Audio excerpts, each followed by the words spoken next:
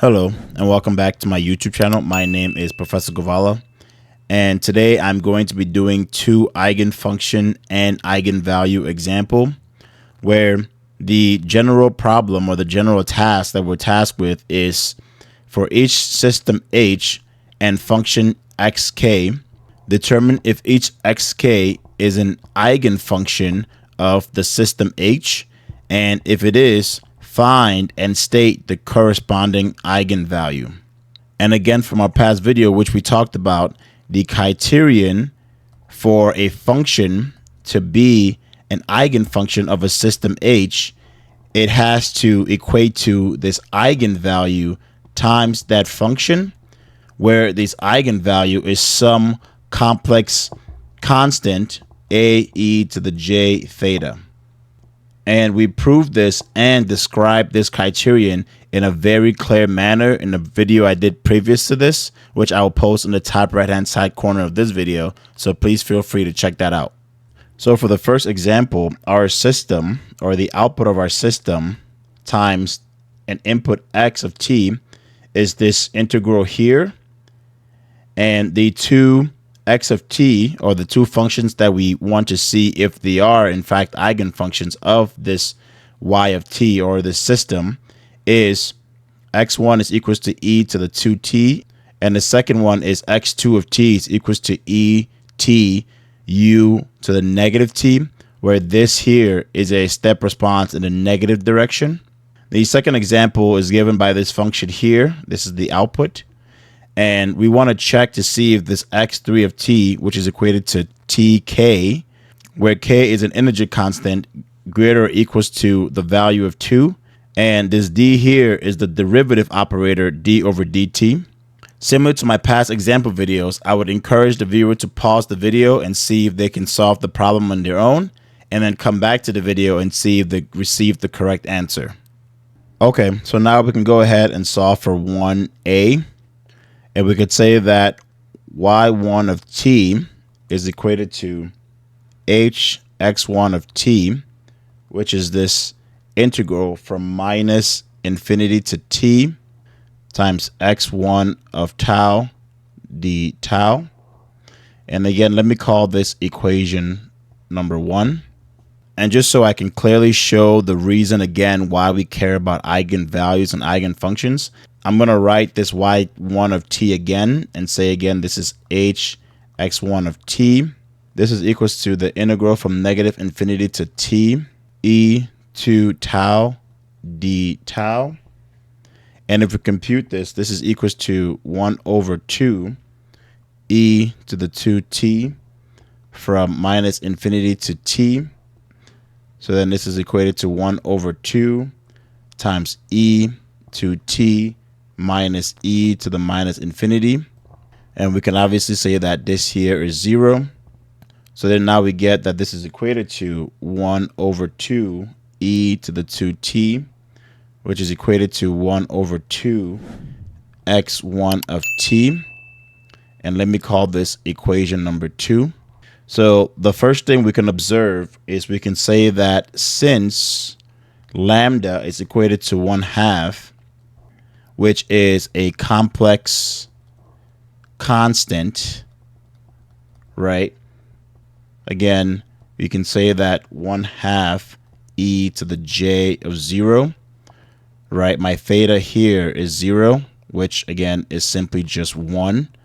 So then lambda is in fact a complex constant, 1/2. So since this is the case, therefore, x1 of t is an eigenfunction of my system H with the eigenvalue of 1/2. I hope this point makes sense. And this is a very, very important part of eigenfunctions and eigenvalues, which again, we talked about.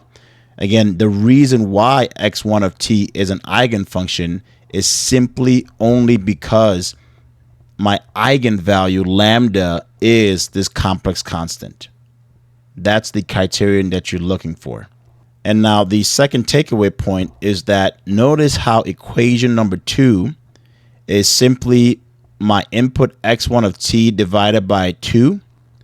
So essentially, if you give me any value of t, right, from negative infinity all the way to infinity, all I have to do is divide it by 2 to get y of t, right? So it's a simple division problem.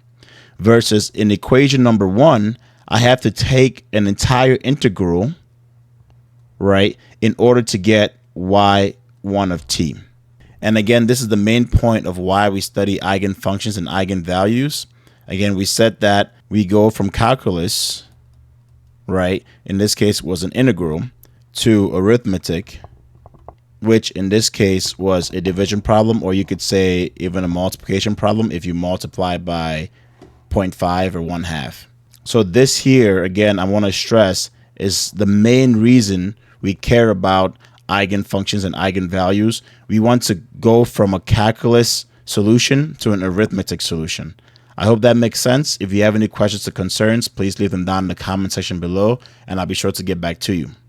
Okay, for question 1b, we say that y2 of t is equated to this system h times x2 of t, which is equated to, I'm just going to simply plug in my x2 of t into my system. So what I get is the integral from negative infinity to t e tau times this step function in the negative direction, u to the minus tau d tau. Again, if we don't remember what this function looks like, it's simply just, so u to the minus tau, or minus t, in terms of t, is 1 all the way onto 0 and then 0 otherwise. So as a result, anything bigger than t is greater than 0 is going to be 0. So we don't really care about that. So this goes to the integral from negative infinity to 0 e tau d tau.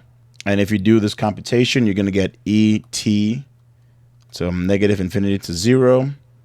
This becomes e to the 0 minus e to the negative infinity. E to the 0 is 1. E to the negative infinity is 0. So this is 1.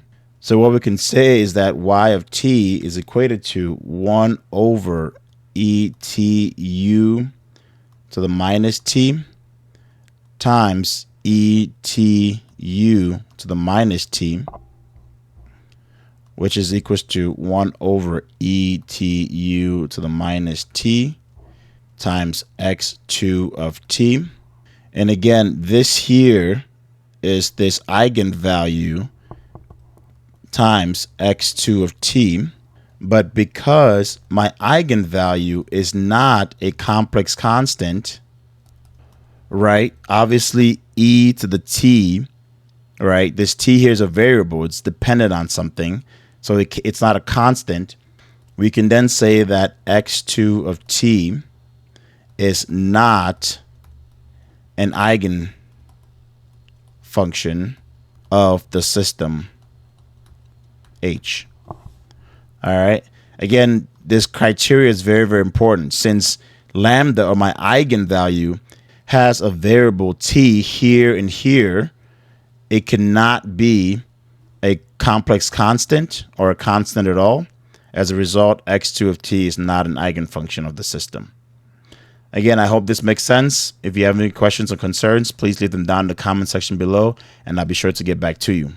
For the last example, number 2, we say that y3 of t is equated to my system h times x3 of t.